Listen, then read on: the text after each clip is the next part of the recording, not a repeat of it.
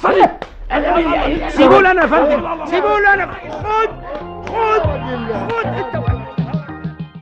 سلامتك يا اخويا. الحمد لله اللي جت سليمه يا سي خليل. سليمة ايه يا ام شربات؟ دول ضحضحوني الله يوقف حالهم. اختي انما الحمد لله جت سليمه برضه.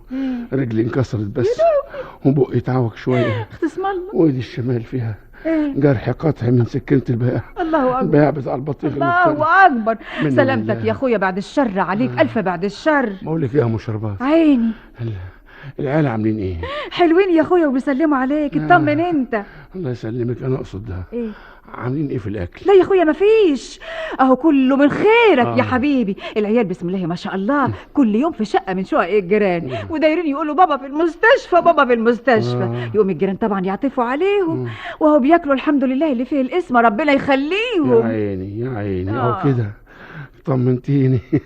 عيال طالعين لابوهم بصحيح. ثلاثي اضواء الطبليه دول. زي ما بتقول لهم يا ايوه يا اخويا اسم الله عليك. بقول لك ايه؟ نعم. يلا بقى يا سي خليل شد حيلك كده يا اخويا عشان تخف وتقوم بالسلامه وترجع بيتك باذن الله. طب بقول لك ايه، فوتك بعافيه يا اخويا مش عاوز حاجه. عايز سلامتك وسلمي على العيال قول لهم شد حيلهم. تسلم وتعيش. اهو كده الاكل ولا بلاش؟ كله قبل ما بابا يجي من المستشفى. اول مره اكل اللحمه دي يا ماما. لحمه دي اسمها ايه صحيح؟ حسرة قلبي عليكي. دي بطه يا شربات، بطه يا اختي بطه. عارفه فاكره الفرخه اللي كلناها مره عند خالتك؟ دي زيها بالظبط بس بقى دي اسمها بطه.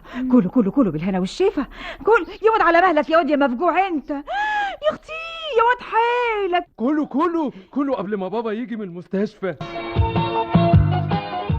ايوه لكن كسر عليك الترابيزه والكرسي والسور ليه؟ ما انا جاي لك في الكلام اهو. تعالى لي. انا بصراحه بقى اتغصت من الراجل قوي. كويس. لابس جلابيه كشمير معتبر ولابس في صوابعه خواتم بالشيء الفلاني ذهب وفصوص الماظ وطاقيه شبيكه، يعني راجل عايق. قلت يا واد يا متولي يا واد يا متولي اعمل فيه ملعوب. الله وبعدين عملت ايه؟ والله كسرتني قصدي شوقتني.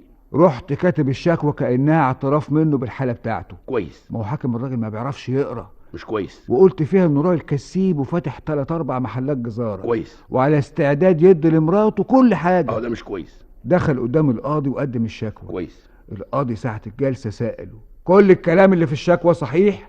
قال الراجل صحيح. كويس. قام حكم عليه بنفقة 100 جنيه في الشهر. ده كويس برضه. وطبعا الراجل عرف اللي مكتوب في الشكوى. عليك نور وعينك ما تشوف الا النور. خرج عدل وحصل اللي حصل. ومن يومها وانت مشرف هنا في المستشفى. هو انا يعني هلاقي حته ببلاش احسن من دي؟ نايم واكل شارب وانا بتسلى والدكاتره بتتسلى.